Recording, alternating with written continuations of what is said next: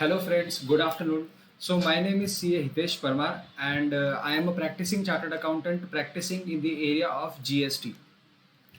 In this video we shall be discussing the new QRMP scheme which has been launched by the CBIC recently. So this has been a step by the government towards the ease of doing business. So there are some notifications which have been brought in by the government of India, that is the CBIC, in support of this QRMP scheme. So what were the notifications and why were these notifications required? If you see, Government of India has brought in notification number 81 oblique 2020, 84 oblique 2020. Through these notifications, Government of India tried to bring the changes which are required to support the QRMP scheme. So, a short description about the QRMP scheme. QRMP scheme is nothing but a scheme for small taxpayers. So, these small taxpayers have been defined under the QRMP schemes. So, who are the small taxpayers who shall be eligible towards these schemes?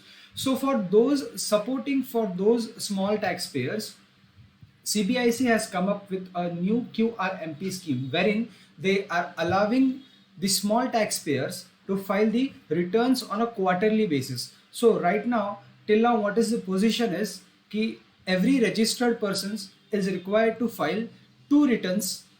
One return is quarterly and another return is monthly. GSTR 3B is a monthly return and GSTR 1 is a quarterly return. So through this QRMP scheme, Government of India has tried to reduce the burden on this small taxpayers and thereby giving them a chance or reducing them for them the compliance a bit. Government of India has brought in a notification number 81 oblique 2020. Let me just give you a brief something about this notification number 81 oblique 2020. Through the Finance Act 2019, that is the second Finance Act 2019, Government of India proposed certain changes in subsections 1, 2 and 7 of section 39 of CGST Act. So under the Finance Act 2019, only Government of India thought that for small taxpayers there should be given some relaxations, there should be given some concessions for filing of the returns. So through these notifications, notification number 81 oblique 2020, through the Finance Act 2019, Government of India proposed certain changes in subsections 1, 2 and subsection 7 of section 39. However, this section or the date was not yet notified. Now, through this notification, Government of India has notified the date for applicability of this changes. So, Government of India has notified 10th of November 2020 as the date from which this provisions shall be applicable. So what are the changes which have been brought in under notification 84 oblique 81 oblique 2020? So on the screen you can see in subsection 1, the original provision allowed to furnish the returns on a monthly basis. Now this was required to be changed in order to facilitate the quarterly return system. So if you can see on the next slide, it has proposed a new subsection 1 to the section 39. Now the new subsection 1 to the section 39 says it requires a registered person to furnish a return for every calendar month, right? This is the first provision. A proviso was inserted to this subsection 1 which says that certain classes of registered persons are required to furnish the return on quarterly basis. Now through this proviso, they have permitted the certain classes of registered persons. Now who are those classes of registered persons? They are the persons whose turnover is below the threshold and they do fall under certain conditions. So one was this changes. They have introduced a proviso to subsection 1 to section 39. Another change was with respect to composition dealer.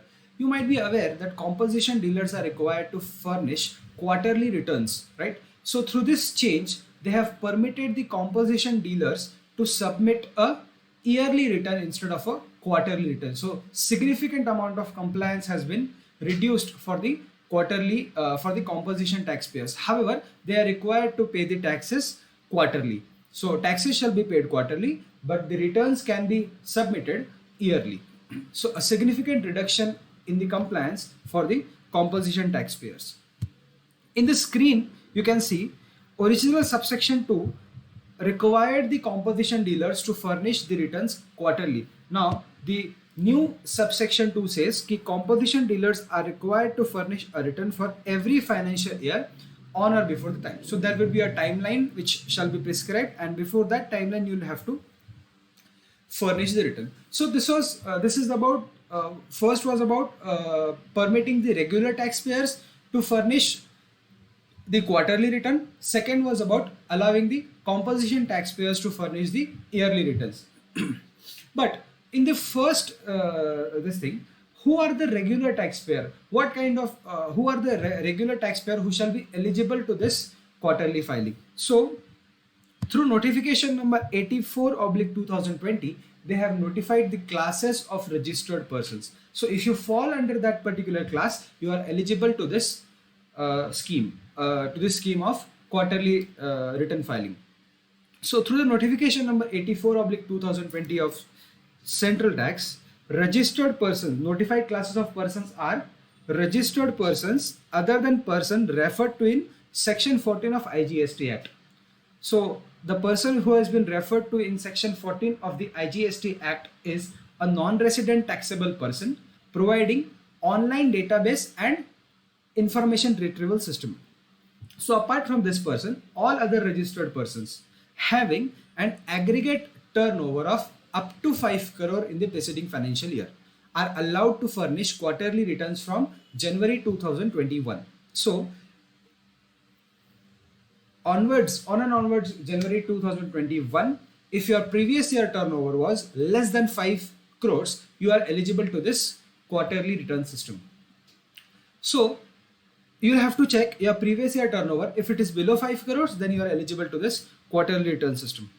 And one more thing, this facility, this 5 crores has to be seen GSTN wise and not PAN number wise. So let's say a person is having 3 different registrations in 3 different states, but in 2 states his turnover is more than 5 crores and in 1 state his turnover is less than 5 crores. So the state where his turnover is less than 5 crore, he can furnish quarterly returns, whereas the state where his turnover is exceeding or is more than 5 crore, he can furnish the monthly returns. So this is again a welcome move. Turnover cannot be seen PAN wise, it has to be seen GSTN wise. And turnover will be seen based on information which has been furnished on the common portal. So whatever outward supplies you have shown in your returns in the common portal, based on that your turnover will be calculated. So till now we saw कि for quarterly furnishing of returns, what is the system or what is the mechanism allowed, right? Who are the classes of persons to whom this scheme will be applicable? Okay. So now one challenge which appears is with respect to Rule 36.4. Now Rule 36.4 disallows you the credit if your invoice is not reflected in the GSTR 2A. Now to reduce this or to there were instances where after this introduction of this Rule 36.4, the persons would not purchase from the suppliers who were quarterly return filers. So in order to reduce this or in order to make this easy, they have introduced an invoice furnishing facility, IFF facility. So through this facility, they say even if you are a quarterly return filer, you can still upload your invoices, upload your outward supplies details on the common portal, right? These details can be uploaded on the common portal, and this details shall be available to your buyer in their GSTR 2A or GSTR 2B.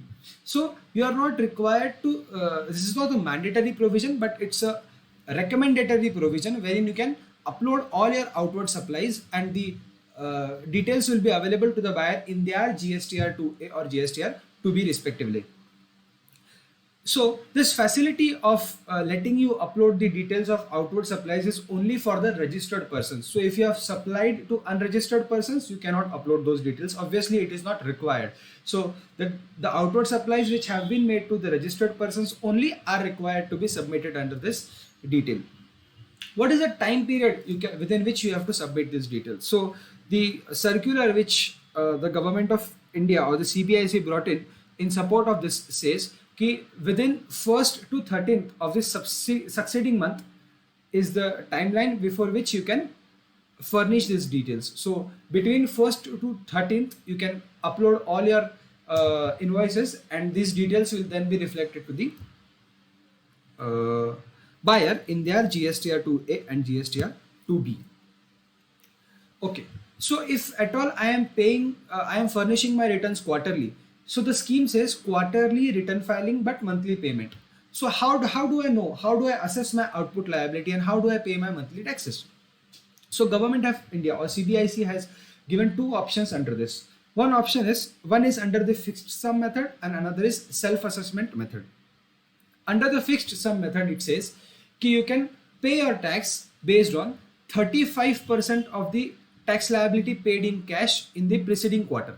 So let's say for the quarter July to September, how you will determine your monthly liability for the months of June, July, August and September. So it says for the month of July, you will pay 35% of tax, whatever was paid in the preceding quarter, in cash. So let's say for the quarter ended June, I paid rupees 100 as my payment in cash. Okay.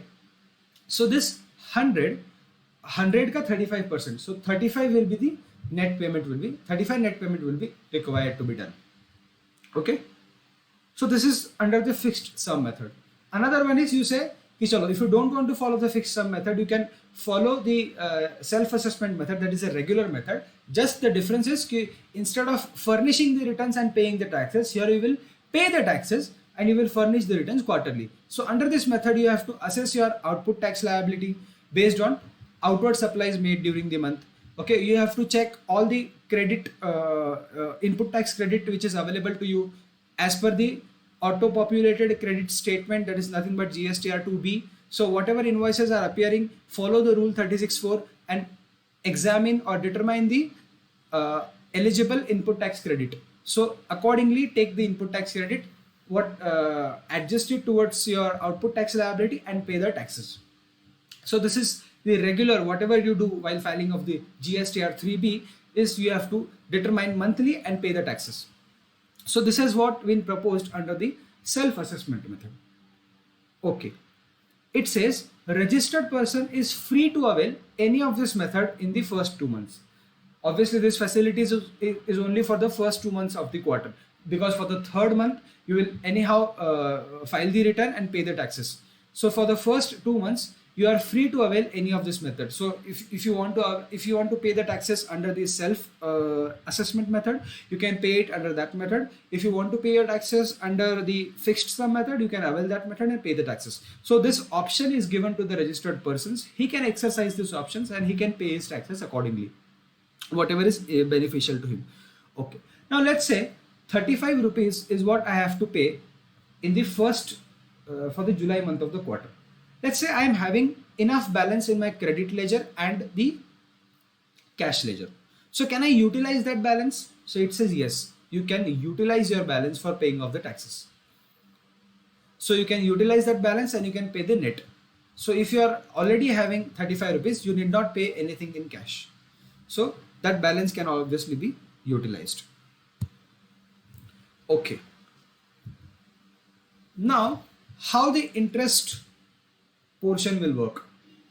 It says that if you are following fixed sum method, then you won't be liable to pay any interest if there is short payment on filing of the returns. Let's say 35 rupees was due, you paid rupees 35.